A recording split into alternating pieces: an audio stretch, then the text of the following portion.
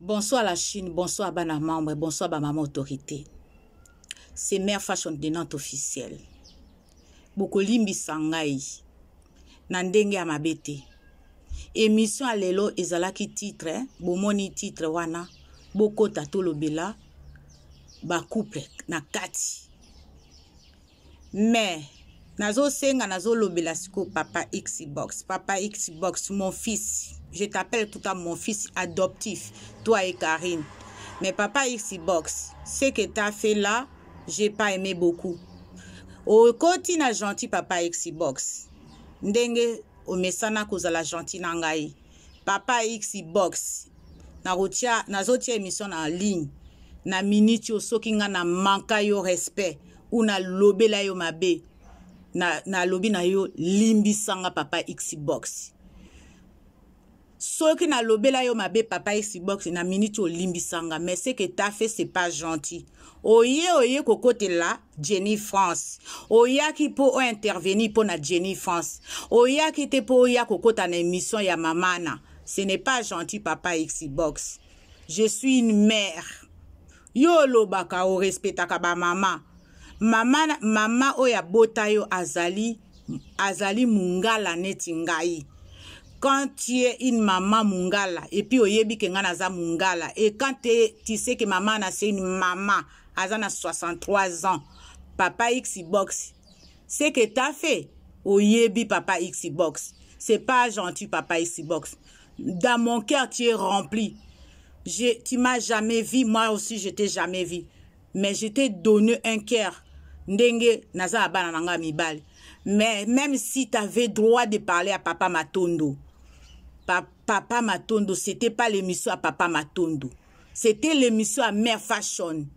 Je sais pas pourquoi au koti oya koloba sujet ya Papa Matondo awa. Nga nazana contact na Papa Matondo te. Nazana na sololaka na Papa Matondo te.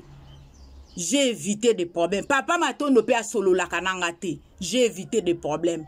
Mais soki bozala makambo na Papa Matondo. Au fait, nalena loba boye la Chine. Ngana sali tout. Soki lelo na lobisa papa Matondo te parce que papa Matondo alinga aloba kamakambo bana mamwe awa na chaîne nanga. Nga siko na koma ennemi ya papa Matondo. Pona makambo wana. Mais siko bino bolingi siko bo sala boya siko na ba makambo na bino ya papa Matondo siko boya lisusu na chaîne nangai. Moi c'est ma chaîne. C'est ma chaîne. C'est moi qui a créé ma chaîne. Ngamutu na pona na lobela Karine. Mais bope sanga respect. Soki bozana ba guerre na bino, ba problème na bino. Bo lobango kuna na ba chaîne na bino. Botika koya ko régla ka na chaîne nangai. Eza gentité. Ngaso naza problème. Na papa Matondo. Ou na ki ke soit. Na koloba na kati ya chaîne nangai. Na oya na chaîne ya mutute. Ou na kene na chaîne ya mutu na kene koloba makamba ya mutu wana na kati ya chaîne na ye. Mais bino siko bozwa ka monopole. Ya bozana ba problème na bino ba règlement de compte na bino. Boya ko régla ka na chaîne na Mère Fashion. Eza malamu te. Ça veut dire ngana comprendre. Ça veut dire bozo bundisa papa Matondo te. Bozo bundisa ndenga. Papa Xbox. Mon fils. C'est que t'as fait. Tu pries, tu sais, tu connais Dieu.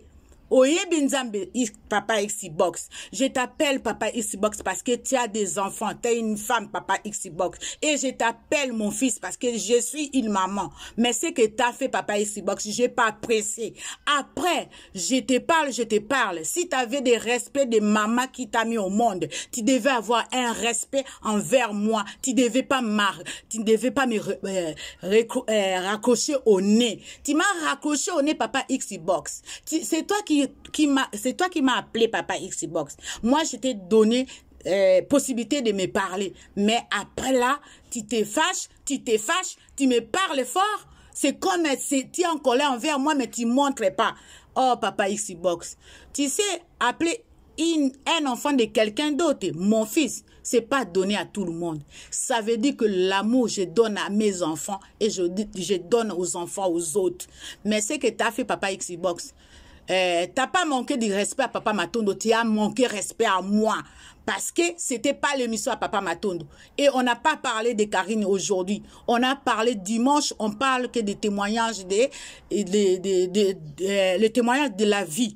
C'est ça qu'on avait commencé, des témoignages de la vie. Aujourd'hui, le titre, c'était témoignage. Il y a Maman Anna, comme il y avait un enfant de 5 ans qu'on l'a tué, et Maman Nazaki n'a même histoire, Yangwana to Betty.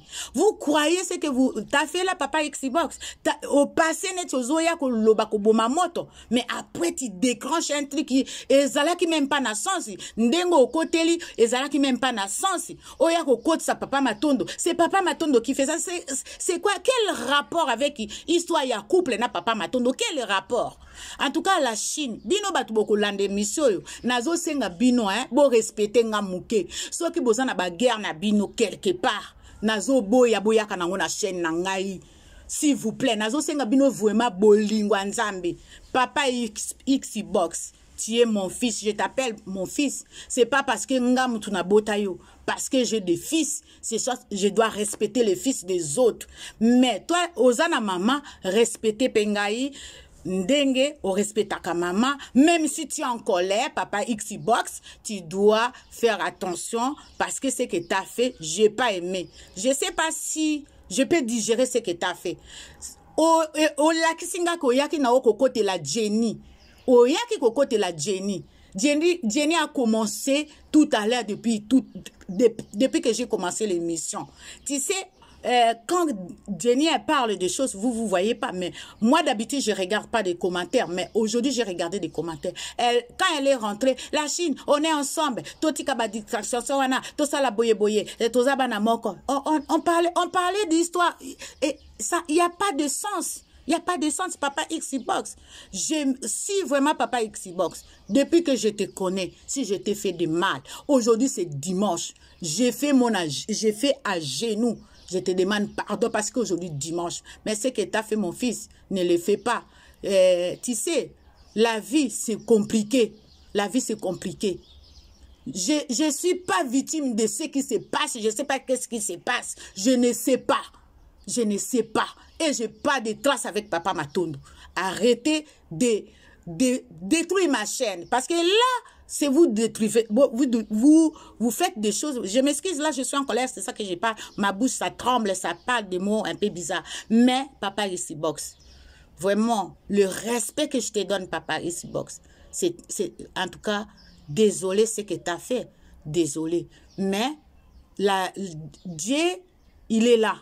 Même ceux qui boye ko bundisanga, même ceux Papa Xbox, batindi yo ya ko bundisanga. Mon fils, j'ai pas un problème avec toi, Papa Xbox. Mais, natiki binobo bundisangai, il n'y a pas de problème. Nzambe azali. Nzambe ne mutakata kama kamunyo sa mukili. Natiki bino, bo bundisanga, même si li kambo etalingate, boya kaka ko régler na chaîne nangai, natiki li bino. Makala likola makala. Soki na salaka bino mabe, nzambe akopineanga. Mais soki na salaka batu mabete, e makambo nyonso boyaka ko lobawa, nga na yebi na nga ngote, nzambe akojijango. Ciao la Chine, désolé. Ciao, c'est ma façon de notre officiel. Bye.